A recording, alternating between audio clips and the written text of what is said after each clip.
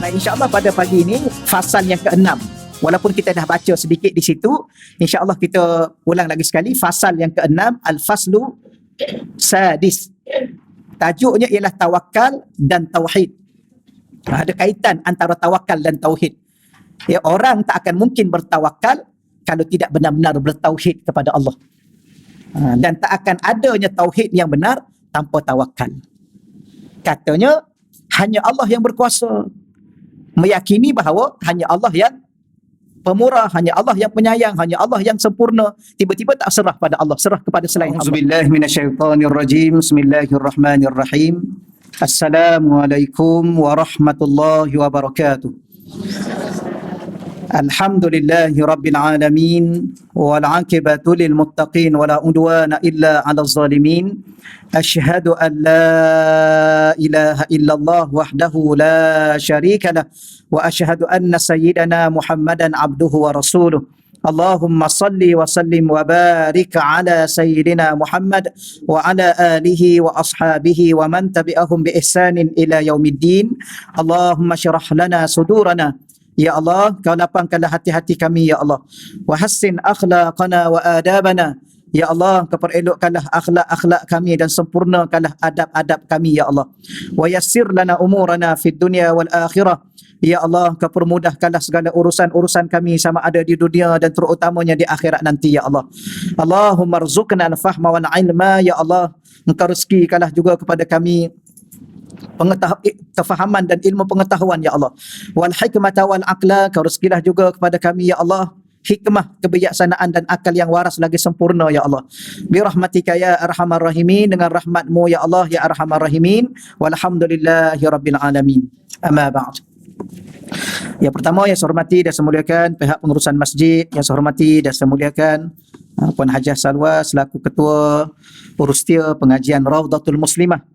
Yang saya hormati dan saya muliakan para ahli ilmu, tuan-tuan dan puan-puan, muslimin muslimat yang dirahmati Allah Subhanahu wa taala sekalian. Alhamdulillah, ya tidak ada satu ucapan yang terbaik untuk kita memulakan segala bicara, segala perbuatan dalam kehidupan kita ialah sentiasa bersyukur pada Allah. Berterima kasih kepada Allah. Sepatutnya syukur dan terima kasih ni setiap saat. Kerana kita hidup dalam nikmat setiap saat. Ya, setiap detik waktu. Setiap kelipan mata. Tapi kalaulah kita melafazkan alhamdulillah setiap kelipan mata, setiap denyutan jantung, tak sempat kita nak makan. Tak sempat kita nak bertadarus. Ya, tak sempat kita nak apa-apa sahaja. Tetapi kita harap Allah Ta'ala ampunkan kita di saat kita menikmati nikmat Allah tanpa syukur.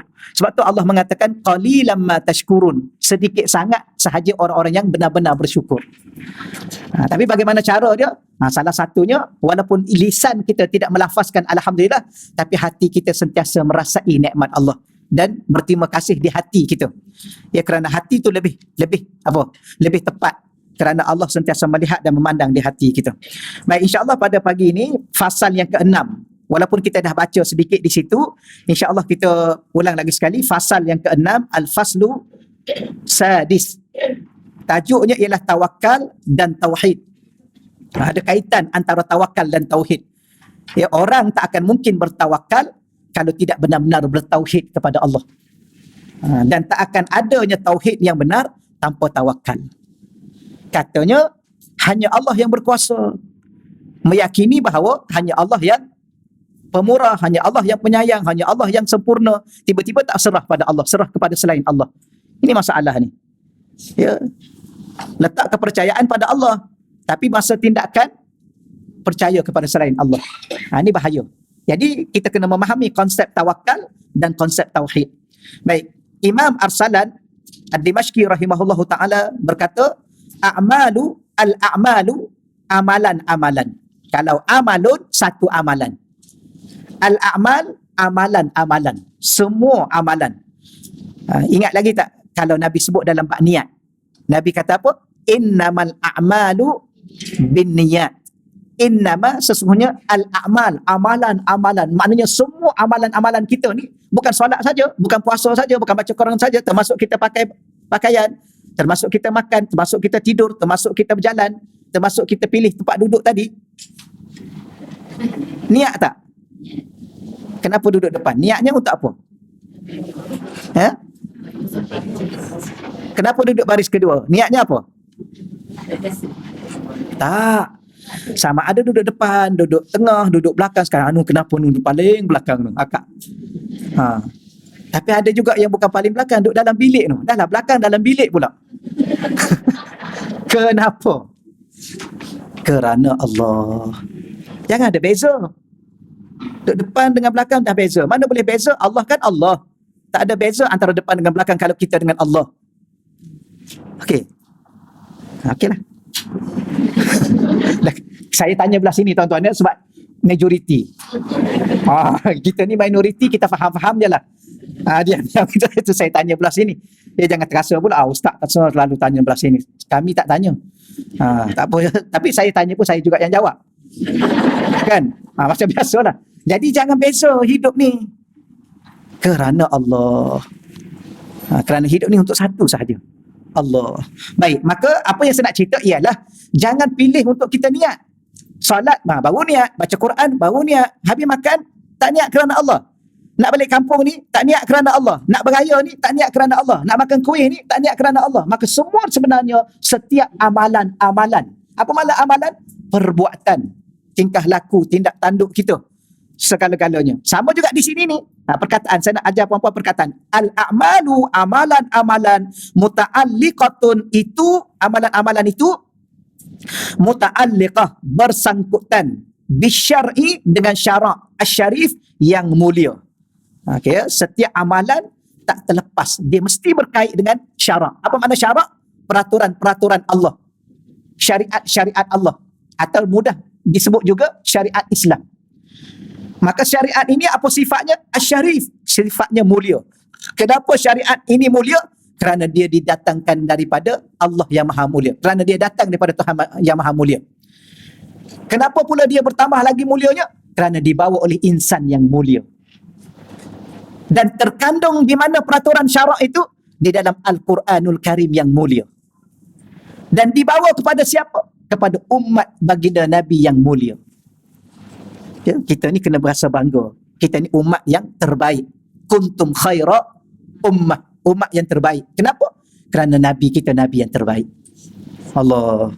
Ni pun tak mampu dah untuk kita syukur pada Allah. Terima kasih ya Allah.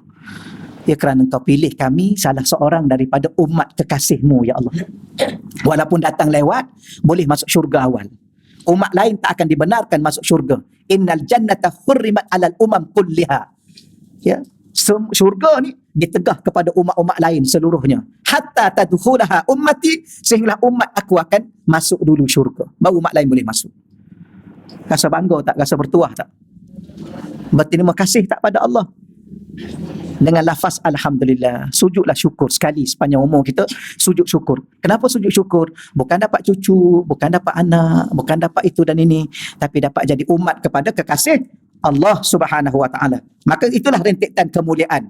Maka segala amalan-amalan yang kita lakukan ini pasti berkait dan bersangkutan dengan syarak yang mulia. Okey, di situ ada nota kaki angka 30. Kita baca sekejap. Maksudnya amal perbuatan mukallaf. Amal perbuatan mukallaf.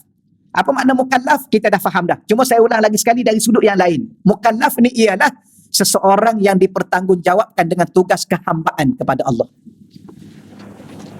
Kita ni hamba, ya hamba. Kita ada tugas, ada tugas. Apa tugas kita? Tugas jadi hamba. Tugas kita ialah tugas sempurnakan makna hamba pada diri kita. Kenapa kita solat? Sebab nak tunjuk dan buktikan kita hamba. Kenapa kita puasa? Sebab kita hamba. Kenapa kita baca Quran? Sebab kita hamba. Dan hamba mesti turut perintah. Ya, jangan bantah. Mesti turut perintah dan jangan pernah sekali-kali membantah. Membantah itu bukan hamba. Membantah itu dan sudah merasai diri itu sudah setanding dengan yang memerintah, iaitu Allah. Waliyazubillah. Baik, itulah mukallaf. Maka amal perbuatan mukallaf berkait rapat dengan syariat. Di mana setiap perbuatannya perlu ditimbang dengan neraca syariat. Jadi sebelum nak buat sesuatu, tolong timbang dulu. Halal ke haram? Dapat dosa ke dapat pahala? Dapat redha ke dapat murka? Dapat syurga ke dapat neraka? Anda kena timbang. Ya. Tapi pertimbangan yang umumnya hukum syariat ni dia ada dua, ada hukum taklifi, ada hukum wad'i. Di sini dibawa dulu hukum taklifi. Apa makna hukum taklifi? Sama ada ianya nak buat satu perkara itu wajib ke sunat, Atau harus, atau makruh, atau haram. Yang lima ni lah kan. Saya baca cepat ni supaya sebab tuan-tuan dah, saya yakin ya tuan-tuan dan puan-puan yang ada depan saya ni orang-orang yang dah banyak mengaji. Cakap saja hukum syarak mesti tahu apa hukumnya. 5. Wajibnya, sunatnya, makruhnya, haramnya, harus. Jadi buat satu benda ni wajib ke? Kalau wajib mesti buat. Kalau haram mesti tinggalkan. Kalau sunat ni digalakkan sangat-sangat supaya melakukannya. Jangan pernah sekali-kali tinggalkan. Tapi kalau makruh, cuba belajar-belajarlah untuk tinggalkan. Kalau harus, pilih sendirilah. Harus. Okey ya? Apa contoh harus? Tidur. Harus. Nak tidur? Tidurlah. Tak nak tidur? Tak payahlah. Sebab hukumnya harus. Tapi benda harus ni kadang-kadang dia boleh jadi wajib, kadang-kadang dia boleh jadi sunat. Okey, selesai situ ya. Ni laju ni nak balik kampung dah ni. Subhanallah. Mentang-mentang nak balik kampung. Tolong ingat ya, di mana kampung asal kita? Syurga. Alhamdulillah. Sebab tu saya kata tadi, puan-puan, tuan-tuan, orang yang sudah cukup faham. Allah, ada rasa tak nak balik? Ada satu cara saja saya rasa nak balik, meninggal. Ada rasa? Diam dah. Dia laju je jawab. Sebab tu kita jangan jawab, biar serahkan supaya Muslim aja. Baik, perbuatan mukallaf termasuklah zahir dan batinnya hati. Okey, maka kena faham perbuatan itu dikira dua, satu zahir, satu batin. Batin itu merujuk pada hati. Kerana kita ni ada dua unsur zahir, unsur batin. Unsur zahirnya jasad, unsur batinnya roh atau hati. Ataupun kadang-kadang disebut juga nafsu. Maka itulah dua-dua tu kena teliti. Dan setengah ulama mengatakan amalan atau perbuatan batin itu lebih utama daripada yang zahir. Contoh solat. Solat, rukun solat yang pertama apa? Niat. Niat tu di mana? Di hati. Kalau hati tu tak niat, rukuk lama mana pun, sujud lama mana pun, baca panjang mana pun, tak diterima oleh Allah. Itu antara. Sebab tu kadang-kadang sifat hati tu didahului atau didahulukan daripada perkataan solat. Contoh, wasta'inu bis sabri wassalah. Kenapa Allah letak sabar dulu baru salat? Kerana sabar itu kata ulama amalan hati, salat itu amalan zahir. Walaupun terkait sama dengan amalan hati. Tapi sabar itu semata-mata di hati. Itulah amalan yang dikatakan lebih utama, hati ni. Kenapa? Tempat pandangan Allah, tempat perkiraan Allah, dan di sini Allah akan letakkan tauhid dan tawakal di sini. Ya, kita akan bahas. Okey, baik, selesai. Wa tawakkulu muta'alliqun bil iman. At-tawakkul apa maknanya? Maka diterjemahkan tawakal. Pada pengajian yang lepas ada dua terjemahan. Selalunya bahasa Melayu kita terjemah dengan berserah. Dan kadang-kadang kita belajar juga, dan syekh saya dia sebut apa makna tawakal? Menggantungkan atau bergantung. Ataupun kita gantungkan segala usaha, ikhtiar, perbuatan kita kepada Allah Subhanahu Wa Taala. Gantung sepenuhnya kepada Allah. Kerana persoalan tauhid yang utama adalah bergantung kepada Allah. Sebab tu surah Al-Ikhlas, bila mana Allah cerita pasal tauhid, qul huwallahu ahad, katakanlah wahai Nabi Muhammad, Allah itu Tuhan yang esa. Selepas tu apa cerita dia? Allahus samad. Allah itu tempat bergantung. Kerana orang yang benar-benar bertauhid kepada Allah, dia akan gantungkan seluruh dirinya kepada Allah tanpa rasa sedikit pun ragu-ragu. Serah seluruhnya pada Allah. Lepas tu Nabi Ibrahim, dia serah seluruhnya pada Allah. Idh qala lahu rabbuhu aslim. Ingatlah ketika mana Tuhannya berkata kepadanya. Nya di situ kembali kepada Sayyidina Nabi Ibrahim alaihissalam. Aslim, berserahlah sepenuhnya kamu kepadaku, kata Allah. Maka Nabi Ibrahim jawab apa? Aslamtu li rabbil alamin. Aku telah berserah diriku kepada Tuhan sekalian alam. Aslamtu. Maka kata syekh saya, selepas itulah Allah uji dia dengan apa? Salah satunya dia dapat zuriat tu lambat. 80-90 tahun ke atas baru dapat zuriat. Boleh bayang tak? Kita ni kalau tunggu sabarlah puan. Umur 90 dapatlah. Oh subhanallah. Ni ustaz ni betul tak ni? Jangan gurau macam tu lah. Dah lah saya sedih. Ya kahwin 40 tahun tak dapat anak. Umur 90 baru kata. Tapi itulah keadaannya. Tapi bila mana berserah pada Allah, alhamdulillah dapat anak. Tapi salah satu cara dapat anak pula, ni salah satu benda subhanallah. Yang kalau boleh amal memang hebat. Ya, kenapa? Nama apa isteri pertama Nabi Ibrahim? Siti Sarah. Dia tak dapat anak. Ya, antara wanita yang tercantik, antara senarai-senarai wanita yang tercantik. Dalam senarai seluruh wanita-wanita daripada awal dulu sampai sekarang ni. Tapi tak dapat anak. Akhir sekali dia izinkan suaminya kahwin dengan pembantu dia, Siti Hajar. Ini pengorbanan seorang wanita. Wanita ni tajuk apa pula ni ya? Ustaz ni pandai-pandai je. Ya, tapi inilah kaedah dia. Inilah kaedah dia. Ramai di luar sana yang buat begitu. Allah rezekikan dia anak kerana apa? Allah hargai pengorbanan dia. Subhanallah, nak bagi suami pada orang kan, tak adalah. Betul. Saya tak tahu. Tapi saya cakap macam tu. Sebab itu hati orang perempuan. Betul. Subhanallah. Berhenti di situ dulu. Tapi nak bagi tahunya apa? Ujiannya ialah tak dapat zuriat. Orang lelaki ni, orang perempuan wallah alam lah kan, terasa. Tapi orang lelaki ni kalau tak ada zuriat memang tercabar tuan-tuan. Memang tercabar. Sebab tu kita, tuan-tuan ya, kalau ada kawan kita yang kahwin sampai sekarang tak dapat zuriat, jangan cakap pasal zuriat depan dia. Jangan cakap. Kenapa? Itu sesuatu yang terlalu amat mengaibkan dia dan menyedihkan dia. Jangan sedihkan hati orang. Ya. Cuma kita boleh cakap yang tadi lah. Yang tadi, supaya isteri dia benarkan untuk dia kahwin seorang lagi. Moga-moga dengan pengorbanan seorang isteri itu dia akan diberi zuriat. Contohnya Nabi Ibrahim. Nabi Ibrahim tu dicerita dalam Quran. Quran tu untuk siapa? Untuk kita umat Nabi Muhammad. Siapa yang baca? Kita yang baca. Maknanya pengajaran itu untuk siapa? Untuk kita. Bukan untuk umat yang terdahulu. Kenapa kita tak ambil pengajaran? Kerana kita pentingkan kehidupan kita semata-mata. Betul ya? Okey, selesai. Allah, sebenarnya saya nak bawa hati saya, hati tuan-tuan, hati kita semua hanya kepada Allah. Bagilah sekejap suami kita tu.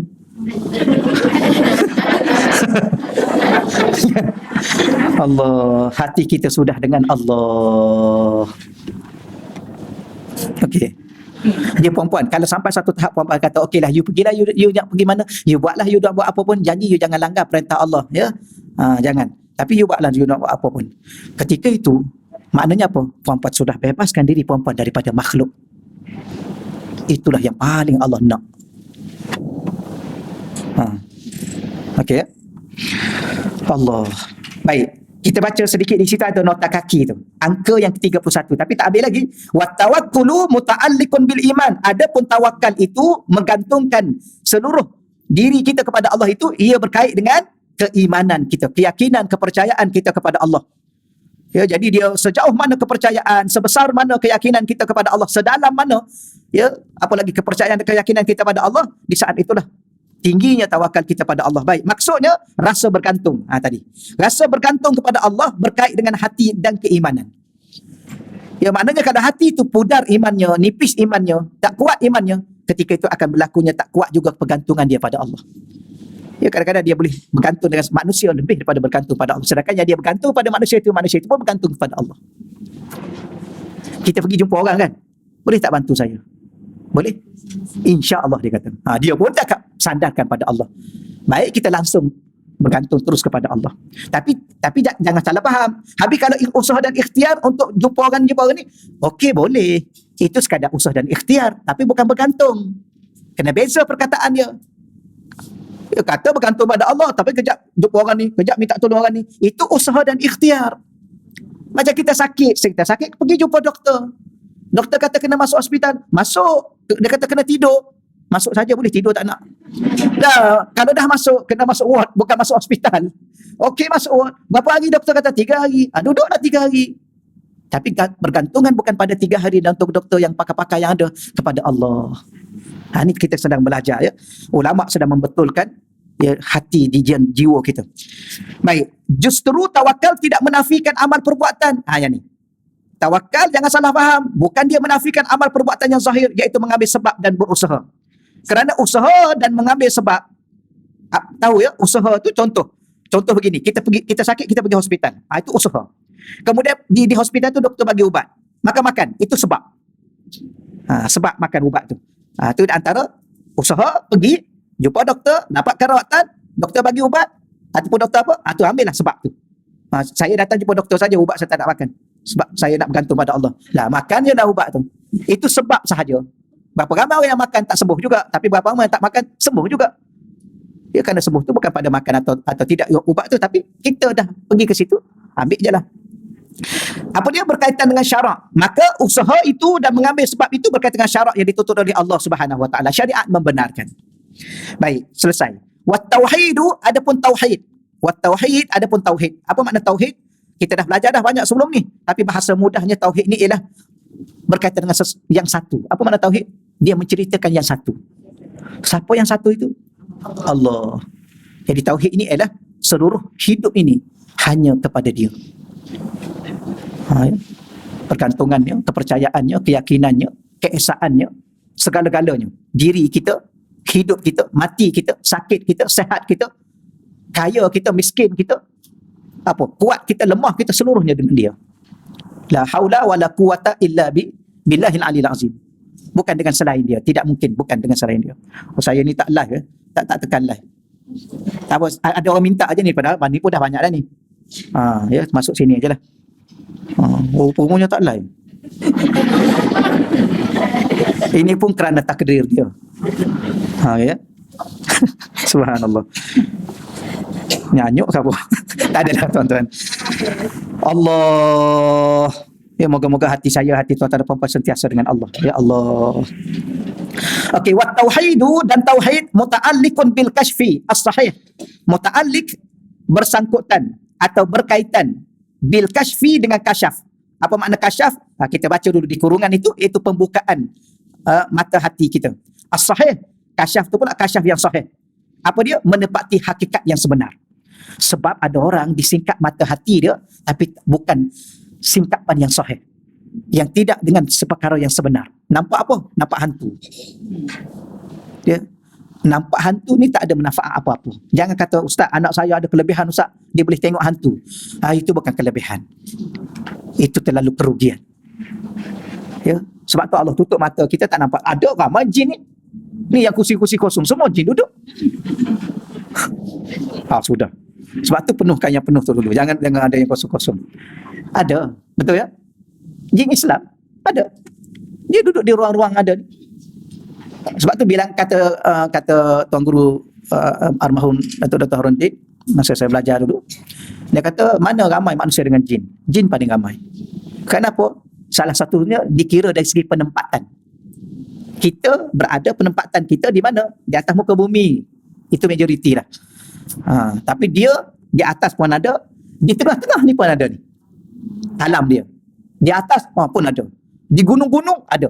Di laut ada. Di laut pula, atas-atas lautnya ada. Di dalam laut pun ada lagi penempatan dia. Mana itu penempatan dia. Allah. Di Gunung Ganang, di Bukit Bukau tu tak cerita lah. Di hutan-hutan belantara tu tak cerita lah. Ya. Di dalam air pun ada penempatan dia. Tapi alam lain dah. Alam lain.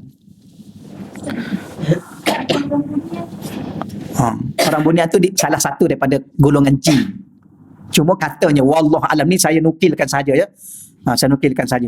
Sebab ada orang dia kata dia dapat amalan-amalan untuk pergi ke sana. Ada amalan-amalan tu. Saya ada terima juga, tapi saya tak pernah buat. Dia tak ada masa nak pergi. Lepas tu tak ada kerja nak pergi buat apa tuan-tuan. Ya, kita pergi rumah jiran kita pun tak habis-habis berziarah rumah jiran. Rumah keluarga pun tak sempat-sempat nak pergi rumah jin pula. Ya, ada orang ni dia kadang-kadang tak tahulah akal fikiran dia ke mana. Dia tertipu. Betul ya? Masjid pun tak sempat pergi, nak pergi rumah orang Bunian.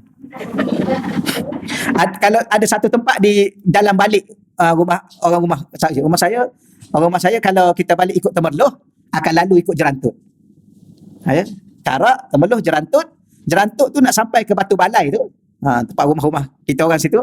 Ustaz Dasuki, Tuan Ibrahim, Tuan Man di situlah. Ya, duduk situ. Sebelum tu dia ada hutan simpan. Hutan simpan. Orang Jerantut tahulah. Hutan simpan. Hutan simpan di situ, Allah nama apa situ ya? Situ orang selalu jumpa kat situ. Orang kampung tahu dah. Orang kampung sekitar tu dah tahu dah. Ada seorang ustaz ni.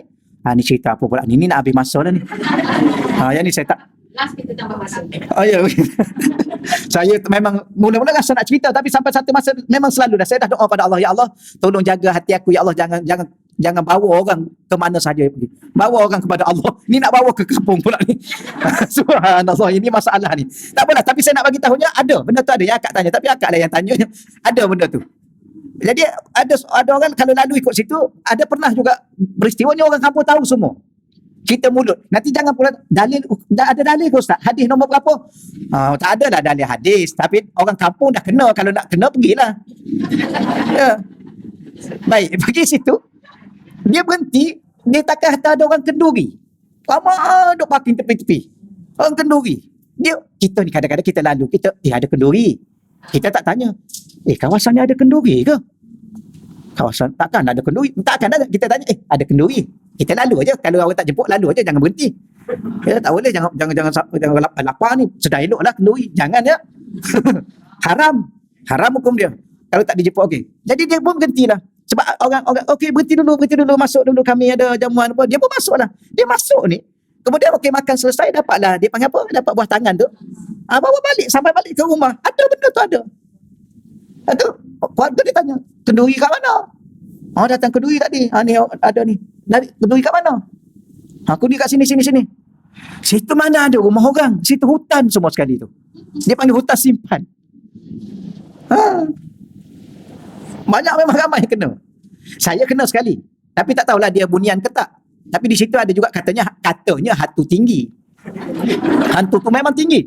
Kalau kita lalu dengan kereta, kita nampak betis dia pun tu. Saya kena sekali. Itu sebab ada kakak saya tu, dia celupar sikit mulut dia. Tengok, ni cerita kedua pula. Kan? Tapi ini yang terakhir. Pengajaran. Maknanya benda tu ada. Tapi dia salah dengan ini. Tapi saya kena sekali. Tapi alhamdulillah saya tak nampak orang rumah saya. Tapi kakak saya ni dia celupar sikit lah. Dia sama ada kita datang daripada Bentor. Pun ada juga. Daripada Bentor masuk ke situ nak sampai Batu Balai tu ada satu bukit apa nama situ? Bukit Ko nama dia, ada situ. Situ ada juga. Jadi kami pada satu ketikanya daripada Kota Baru ikut Bentor tu. Ikut Bentor sampai ke Batu Balai, kakak saya kata, tak ada benda-benda ke sini nak tengok kalau ada. Oh, memang. Saya kata dia duduk tengah-tengah ni. Dia dah kosong, dia duduk tengah. Duduk tengok kat cermin tengah-tengah, dia duduk tengah. Memang penakut juga pun duduk tengah-tengah ni. Dia kata tak ada. Saya kata kenapa cakap gitu? Sini ada, saya kata. Diam lah. Kita takut keluar kan. Memang keluar. Kemudian okey, berhenti kat rumah Pak Mentua saya, tidur, berhenti rehat sebab malam bertolak ke sini. Saya pun tak lalulah jalan tu. Tak mesti, sepatutnya saya pun balik ke Bentuk untuk ke Raub. Dah kata tak boleh. Dah dia cakap begitu, saya pun tak berani dah nak pergi situ. Saya okey lah, saya takut dia lah. Kalau dia jadi apa-apa atas kereta, susah pula kita.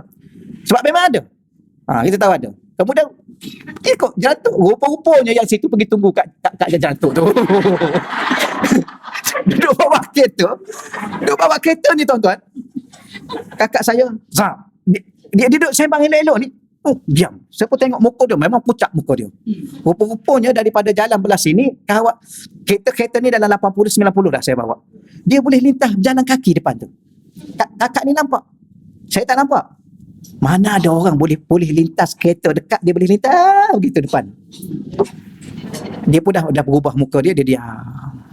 Saya dah tahu dah, saya rasa dah. Duk kejap orang rumah saya duk belah sini, pusing. Saya pun tahu dah. Memang dia dah datang, Saya pun pergi. Kemudian saya bertanya, apa cerita? Dah lepas dah ni, dah lepas. Ada cerita. Dia kata ada orang kaki panjang depan. Lepas tu isteri saya pula, dia tengok ni, dia berjalan tepi ni. Dia rendahkan diri dia berjalan tepi ni sama laju dengan kereta. Dia berjalan tepi, dia tengok jalan tepi. Ya.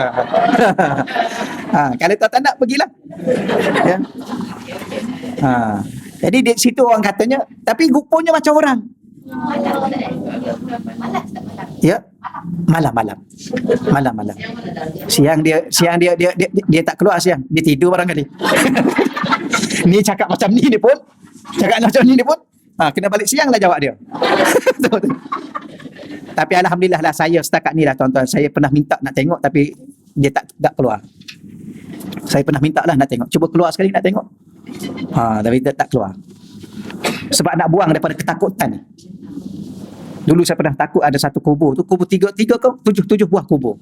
Dan di situ ada hantu, ni cerita kebika. Ada hantu, tak ada kepala. Ini di Kelang. Tak ada kepala. Tapi saya masa Qiyamul Lail takut. Orang jemput Qiyamul Lail. Pukul 3 nak kena dah turun, pukul 4 dah Qiyamul Lail. Saya turun, saya takut. Saya kata, memang ada orang ikut. Saya pun tengok, tak ada. Jalan lagi, tengok. Sorry, tak ada. Akhir sekali kata, aku ni tak betul ni cara macam ni. Nak pergi Qiyamul Lail, nak sujud pada Allah, tapi takut pada makhluk Allah. Akhir sekali saya bangun awal sikit. Saya bangun awal sikit.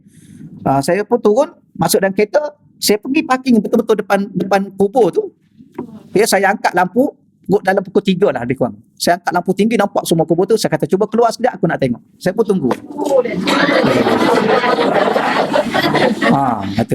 Lepas pada tu, seolah-olah Allah cabut. Tak ada lagi takut. Takut pada benda tu. Saya kata, lambat dah ni nak pergi Qiyamul Lail pula ni. Kenapa tak keluar-keluar ni? Saya cakap gitu. Buatlah sekali macam tu. Allahu Rabbi la haula. Nak cerita apa? Nak cerita kalau kita nampak benda tu, itu bukan kasyaf yang benar. Tak payah berbangga. Pergi jumpa perawat, tolong rawatkan supaya tutup balik. Ada amalan Tuan Guru Harudin baca, kemudian kita tutup balik. Anak-anak kecil tu kan, tutup balik pandangan dia. Sebab dia akan mengganggu dia masa depan nanti. Kadang-kadang dia masuk kedai, dia nampak jin duduk berak atas makanan. Syaitan ni memang perangai dia. Dalam kitab Riyadhus Salihin Al-Imam Nawawi rahimahullah ta'ala, dia pernah Nabi tengok seorang sahabat makan, Nabi nak muntah. Akhir sekali sahabat tu tanya, kenapa wahai Rasulullah?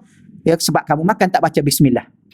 Tolong ingat ni, jangan pernah lupa bismillah. Bismillah, dia panggil tasmiyah, bukan basmalah. Bismillahirrahmanirrahim. Tapi kalau nak baca bismillahirrahmanirrahim, okey juga. Nak baca doa makan, okey juga. Tapi paling kurang bismillah. Tahu tidak, syaitan berak atas tu, syaitan kencing, barulah kita makan dengan berak dan kecil syaitan. Tu kita hadis sahih dalam kitab Riyadhus Salihin Al-Imam Nawawi rahimahullah. Allahu Rabbi la haula wala quwwata illa billah. Kita lihat nota kaki angka 32.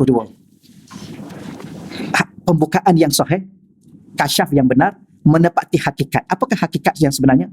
Allah. Sebab tu dalam perjalanan ilmu tasawuf yang bertariqah, kemudian kita masuk suluk atau khalwah, salah satunya kita akan diangkat kepada makam-makam yang tertentu, sampai kepada satu masa disebut kasyaf. Makam kasyaf. Ketika itu kita akan, ni cerita umum dia, bukan mudah nak sampai ke tahap itu, tapi akan sampai satu masa singkapan. Sebab tu syekh kita akan pesan, murabbi mursyid kita akan pesan bahawa kalau tersingkap apa-apa jangan peduli. Dia kadang-kadang nampak apa, macam-macam nampak alam-alam di luar, di sebalik sana. Sebenarnya itu bukan matlamat kita. Skip. Datang dalam hati kita apa-apa, skip aja. Kadang-kadang kita, bila mana kita beramal dengan satu amalan, kita dengar ni kata-kata dalam hati semua ni. Dengar ni. Tapi bukan dengan telinga ni dah. Dengan telinga batin kita dalam kita. Sebagaimana ada mata hati, dia ada juga telinga ni. Kita dengar ni. Jangan peduli. Jangan rasa diri tu dah jadi wali dah. Jangan sibuk sana, sibuk sini, tak ada. Hanya Allah sahaja. Maka bila mana disingkap, menyaksikan kebesaran kewujudan Allah, menyaksi, bukan melihat, bukan memandang, menyaksi. Di mana? Di hati. Apa hati ni? Bahas biasanya hati adalah tempat merasai sesuatu yang kita tak pernah rasai. Ada banyak lagi benda yang kita tak pernah rasa. Yang pernah kita rasa apa? Siakak 3 rasa. Yang pernah kita rasa apa? Sedih. Yang pernah kita rasa apa? Kecewa. Pernah kita rasa apa? Marah. Pernah kita rasa sayang. Ada sesuatu yang rasa lebih hebat daripada itu. Rasa kewujudan Tuhan dan sebagainya. Itu dipanggil kasyaf. Okey. Maksudnya apa? Keharmonian antara usaha dan amal sebagai mukallaf. Keharmonian. Bahasa lain apa ya harmoni? Tapi kita fahamlah, tak payah terjemahlah. Keharmonian antara usaha dan amal sebagai seorang mukallaf dan keteguhan pergantungan hati kepada Allah. Teguhnya pergantungan hati kita pada Allah sebagai mukmin, iaitu orang yang beriman, dapat disaksikan dengan sempurna pada pandangan tauhid bagi seorang arif, seorang yang mengenal Allah, yang sudah dibukakan hatinya dengan pembukaan hati yang sahih. Bagaimana kita dapat mengenalinya? Iaitu di saat Allah Subhanahu Wa Taala membuka hati kita dengan pembukaan yang sahih. Tapi itu untuk siapa? Untuk seorang yang arif billah, orang yang sudah mengenal Allah.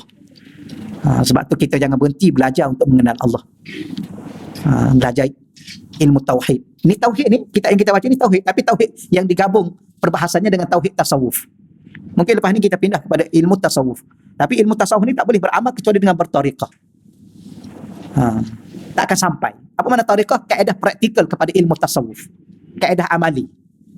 Dan tariqah ni, oleh kerana dia adalah kaedah, dia adalah metodologi tarbiyah, maka dia disandarkan kepada orang-orang yang tertentu.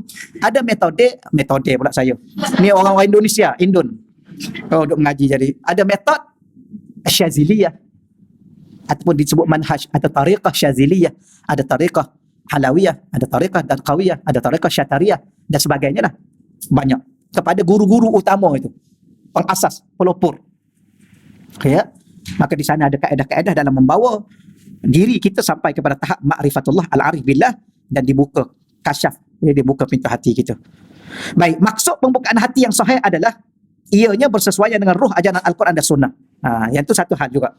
Kita nak tahu di saat mata hati kita sudah kasyaf, dia menepati apa yang kita lihat itu dengan Quran dan Sunnah. Kalau tidak tepat atau bercanggah, itu bukan pembukaan yang benar. Ya, nampak aib orang. Kenapa nak nampak aib orang?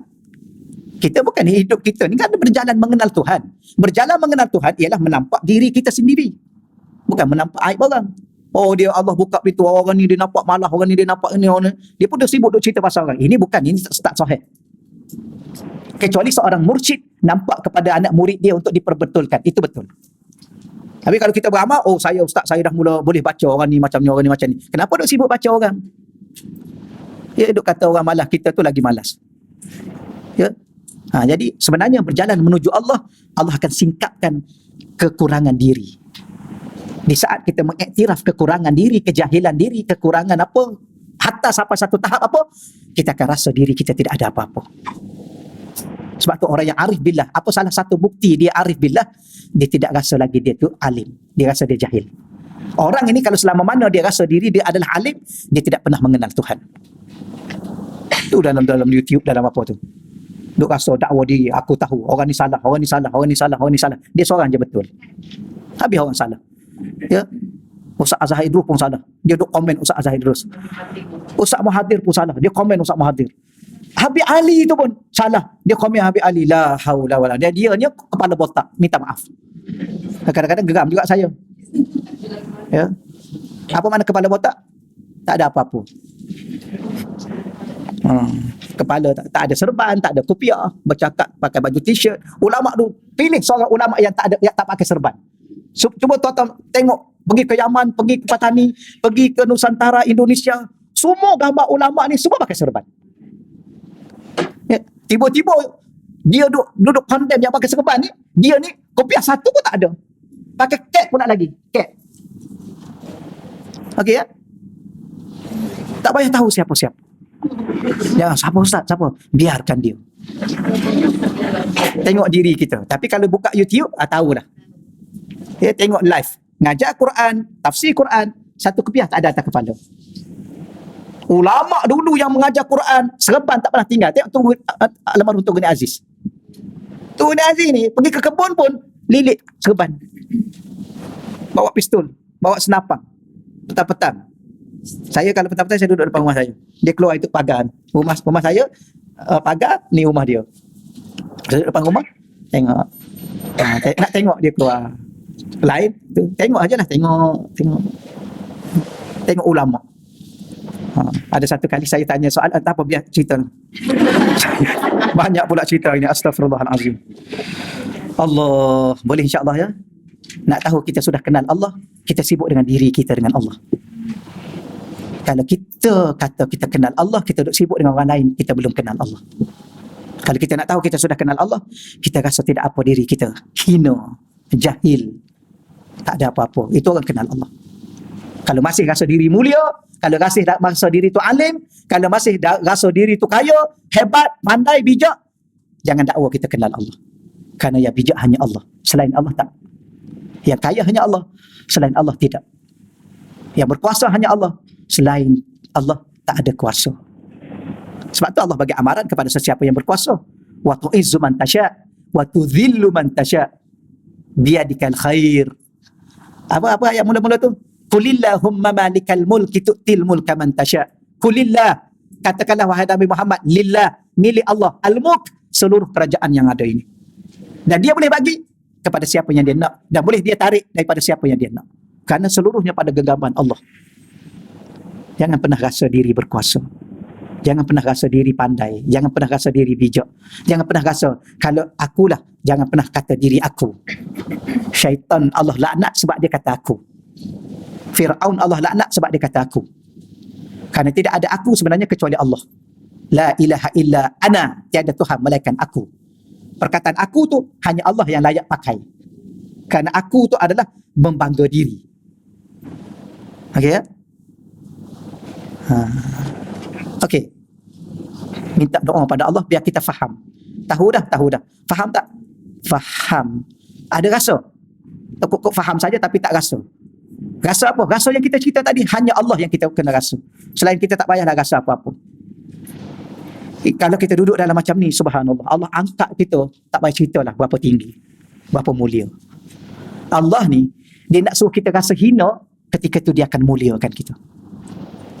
Ini pelik. Berinteraksi dengan Allah ni pelik. Di saat kita rasa kita dah habis segala-galanya, masa tu dia bantu kita. Tapi di saat kita masih merasa bahawa kita mampu, Allah biarkan. Tengok takat mana kita mampu.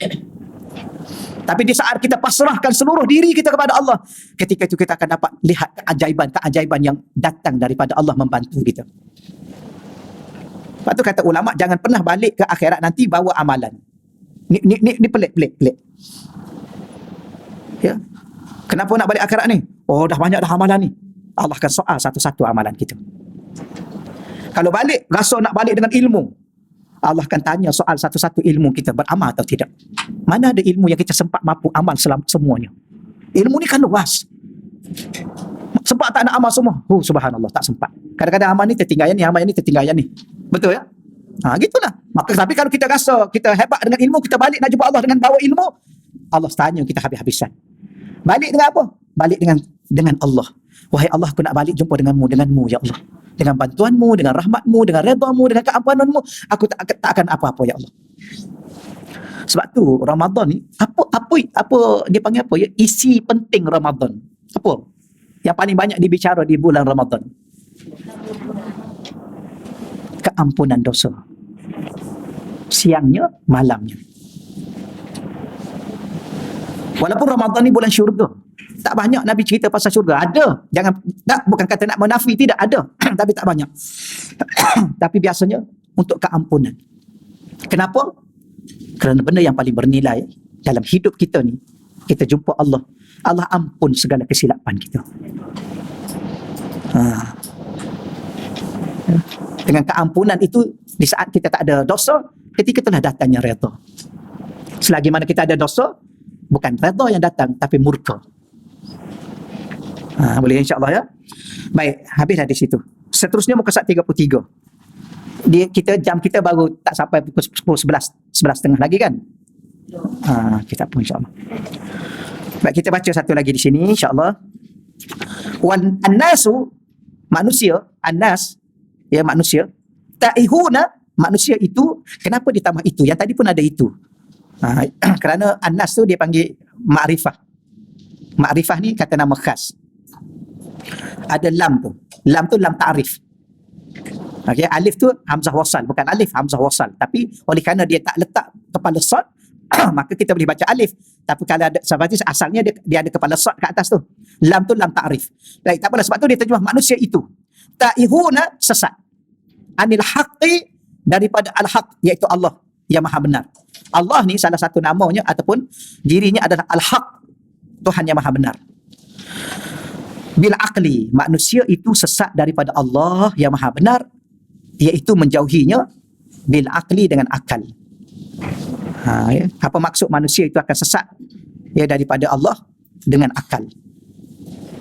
Saya tadi tak baca tu yang atas tu.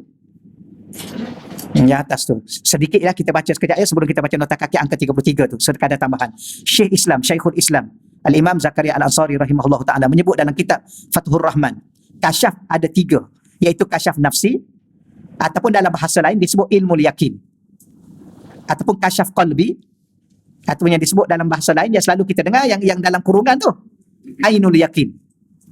Ya, dan kasyaf sirri yang disebut hakul yakin. Sirri itu ialah batin kepada hati kita ataupun batin kepada roh. Tapi yang ini dalam kitab-kitab ke depan boleh kita bacalah. Kasyaf yang dimaksudkan di sini adalah kasyaf sirri. Jadi perkataan kasyaf di situ bukan sekadar yang dinamakan ilmu yakin ataupun ainul yakin, tapi dia sampai kepada tahap hakul yakin yang dinamakan kasyaf sirri. Yang maksud dalam perkataan Imam Arsalat Dimashqi rahimahullah ta'ala. Kitab ni dari segi perbahasan dia agak tinggi lah.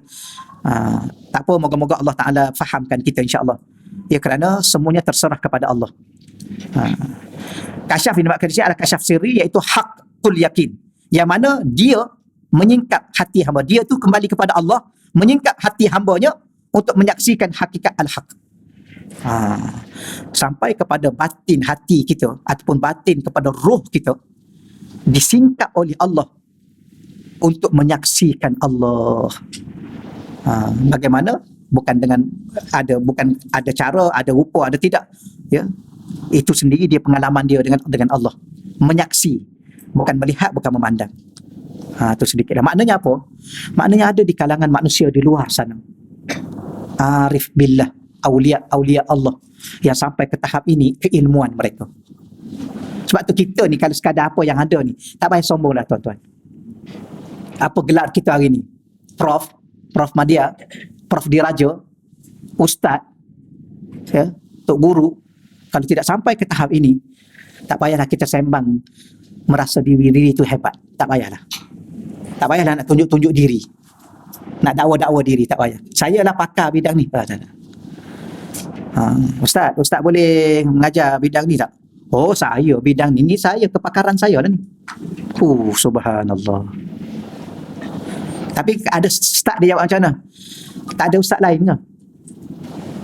Tak ada lah, saya nak ustaz lah. Okeylah, kalau tak ada orang lain bolehlah saya, bolehlah sikit-sikit bolehlah. Ni orang tawaduk. Tapi kalau boleh cari orang lain, tengok dia tekan lagi. Kalau boleh cari orang lain dulu. Saya last sekali tak apalah. Ini orang tawaduk. Tapi kalau orang lagi tawaduk, saya tak boleh. Dia dakwah, dia tolak awal-awal. Saya tak boleh. Saya tak pandai apa-apa. Allah, semua apa-apa dia tak pandai. Ni aulia Allah. Allah, ya. Sebab tu saya nak tekankan lagi sekali untuk diri saya sendiri dan para asatizah, para ilmuwan di luar sana. Ya, kita kena sedar siapa diri kita. Siapa dia? Tak ada apa-apa. Bahkan ilmu yang ada ni pun Allah yang bagi. Allah bagi itu pun sedikit. Wa ma utitum minal ilmi illa qalila. Tidak aku bagi ilmu pada kamu, sikit aja ilmu kamu. Dahlah sikit banyak lupa pula. Ilmu sedikit banyak lupa. Kalau ilmu sedikit lupa, okey lagi. Ilmu sedikit tapi lupanya banyak. Habis apa yang tinggal? Tak ada apa-apa yang tinggal. Kalau tak ada apa-apa yang tinggal, habis yang masih merasai apa-apa itu tak sedar diri. Kerana tidak cukup mengenal Allah. Okey, selesai. Jadi apa yang dimaksudkan manusia ni sesat daripada al-haq, Tuhan yang Maha Benar, iaitu menjauhi Allah dengan akal dia. Ya, makin cerdik dia, makin bijak dia, makin jenius dia, rupanya dengan itulah dia makin jauh dia dengan Allah. Bagaimana maksud dia? Maksudnya sesat dengan akal di sini adalah ketika mengutamakan akal dalam perkara-perkara yang berkaitan dengan hubungan antara kehambaan dan ketuhanan. Ya, ada orang dia pakai akal semata-mata. Maksudnya akal semata-mata. Mendahulukan akal semata-mata dalam bab berinteraksi dengan Tuhan sebagai diri seorang hamba kepada Allah. Sebab tu kadang-kadang kita ni kalau guna akal, ada benda-benda yang tak logik. Ya, tak logik. Kenapa? Contoh, Allah ni cipta malam untuk kita tidur. Tapi dia lebih suka kita bangun. Qiyamul Lail. Allah cipta siang untuk kita bekerja, cari makan. Tapi Allah lebih suka kita ni puasa. Allah bagi mulut untuk bercakap, tapi Allah lebih suka kita ni banyak diam daripada banyak bercakap.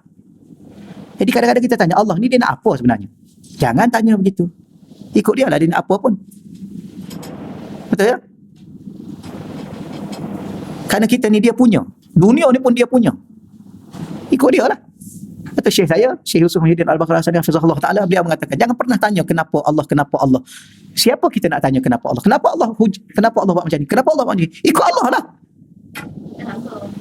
Kita jangan tanya. Kalau kita sebagai hamba dengan Tuhan kita, kita tanya, dia suruh kita, cuba angkat tu. Kenapa kena angkat?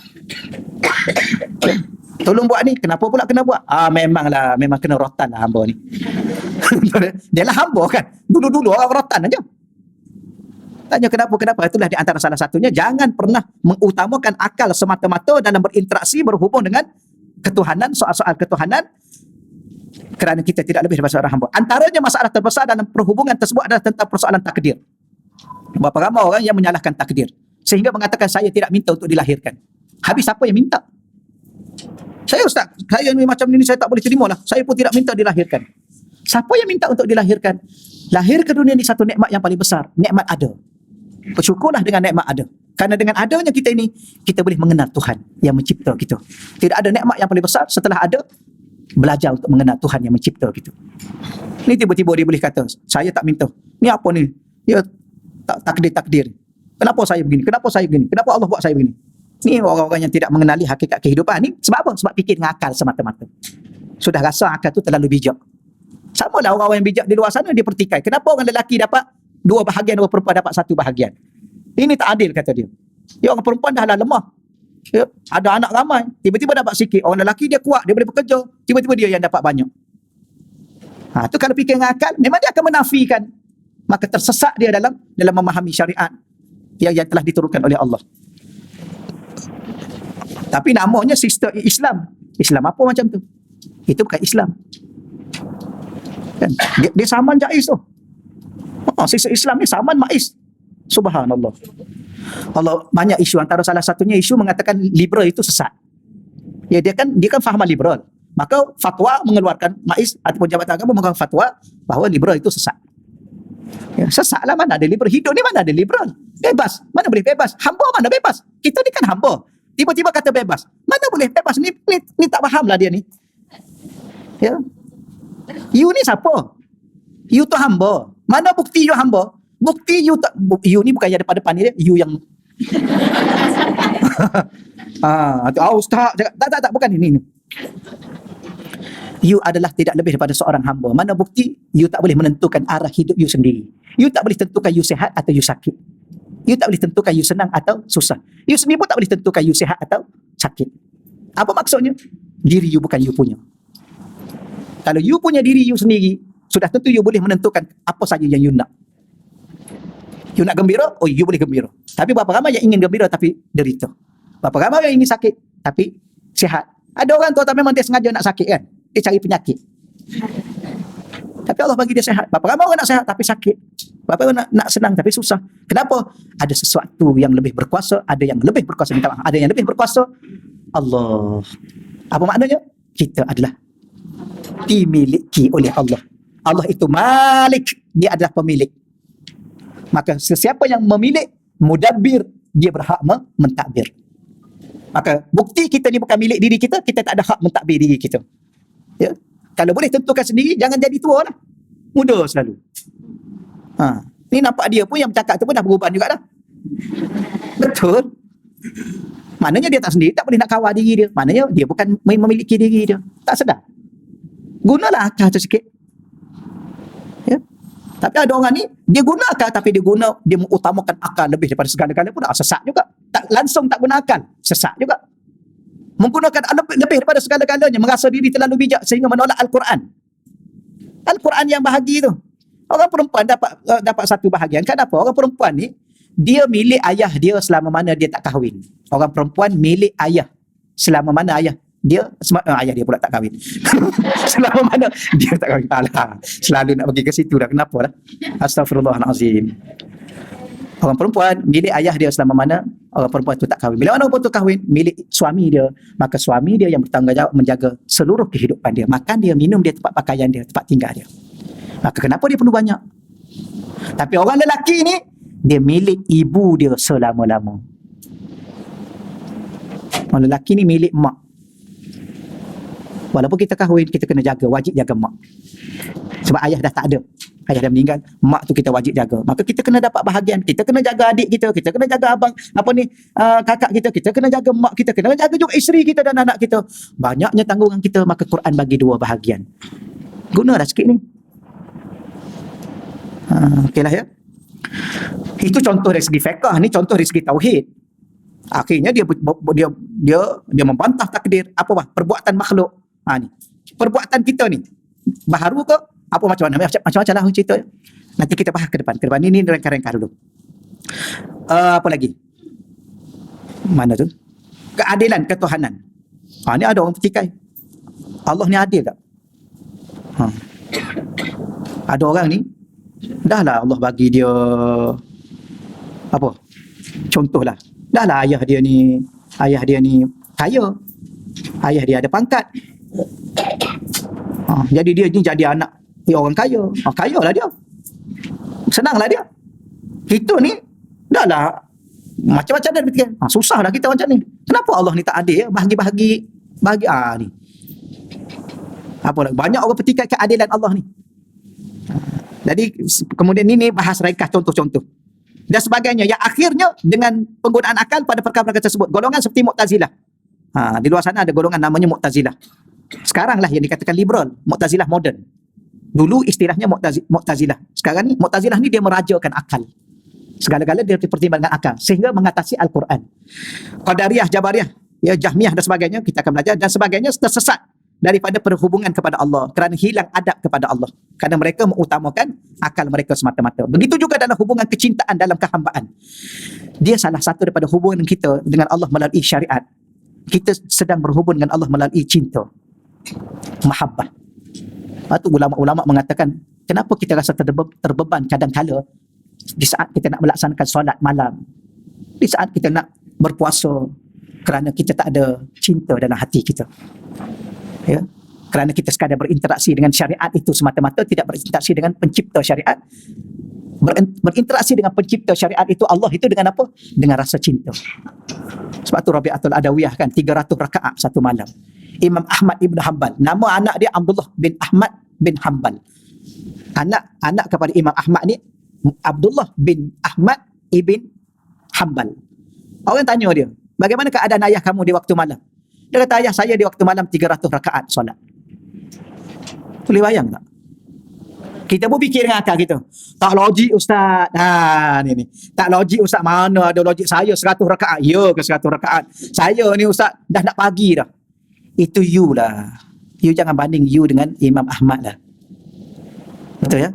Kadang-kadang orang selalu kata gitu. Ya ke Ustaz? Saya duk fikir. Itu you punya fikir lah. Ni Imam Ahmad siapa ni? Aulia Allah, salah seorang wali Allah. Kenapa dia dipilih jadi wali Allah? Sebab dia berhubung dengan Allah bukan sekadar syariat, dia berhubung dengan cinta kepada Allah. Inilah lelaki Ustaz sebab dia kuat.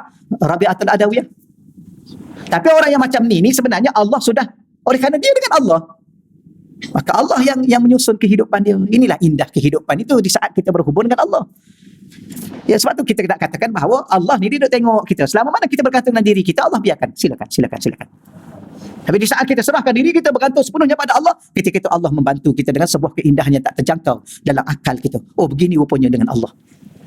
Sebab tu ada wali Allah berjalan atas air, di luar daripada batas akal, terbang di udara, 2 langkah sampai ke Mekah.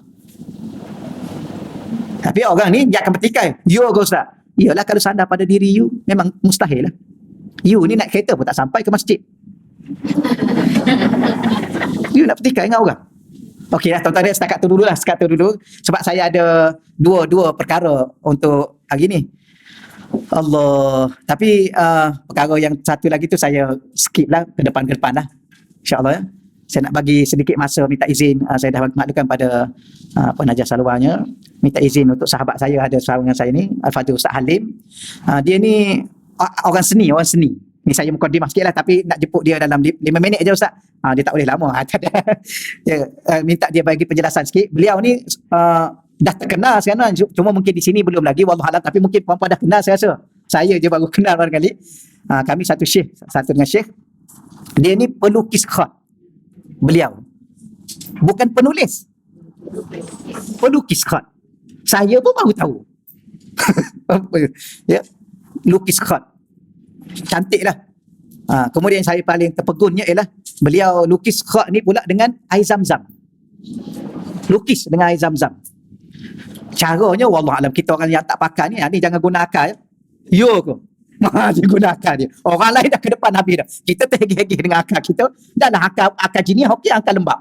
Tak adalah, saya bukan kata ni dah. Ada saya mesej kat seseorang. Ni kan live kan. Cuba dengarlah sikit. Jadi saya minta beliau sendirilah, minta izin akak ya, beliau penjelaskan sikit lah. Cuma saya tertarik ada satu yang beliau lukisnya, dia guna kalimah Allah. Sejuta kalimah Allah. Oh subhanallah. Kita lukis, tulis kalimah Allah, Allah, Allah, Allah, jadi satu lukisan. Ya. Dan kalau harap-harap boleh hari ni, dia lah nak jual jugalah. Bukan nak cakap saja ya, kalau boleh puan-puan beli satu hari ni, letak kat rumah. Dah lah buanglah gambar-gambar kartun kan kat rumah kan. Gambar-gambar pokok okey, gambar-gambar kuda. Ada orang gambar, tapi cantik lah gambar kuda. Letak tepilah dulu kuda tu. Ya, letak gambar Allah, Kaabah. Kita kan dah dekat nak meninggal. Betul ya? Kau nak naik kuda lagi. Saya pergi rumah orang, yang saya cakap ni, saya pergi rumah orang. Sekeliling kuda. Tapi kuda yang kaku, tak berlari. Tapi dalam gambar tu nampak berlari. Tapi duduk situ je tuan. Tapi Al-Quran walaupun dia nampak gitu, dia membawa lari diri kita kepada Allah. Okey, insyaAllah ya. Jadi saya berhenti di situ dulu lah. InsyaAllah kita sambung akan datang nanti. Saya minta maaf banyak-banyak kepada tuan-tuan dan puan-puan. Kadang-kadang saya banyak bergurau. Ya, minta maaf banyak-banyak. Dan bulan Ramadan ni, ya, moga-moga Allah Ta'ala ampun semua kita dalam majlis ini. Anak isteri kita, ibu bapa kita, Allah ampun semua sekali. Dan Allah sudi menyenaraikan nama kita salah seorang ahli-ahli syurga Allah Subhanahu Wa Ta'ala, insyaAllah. Okay, silakan.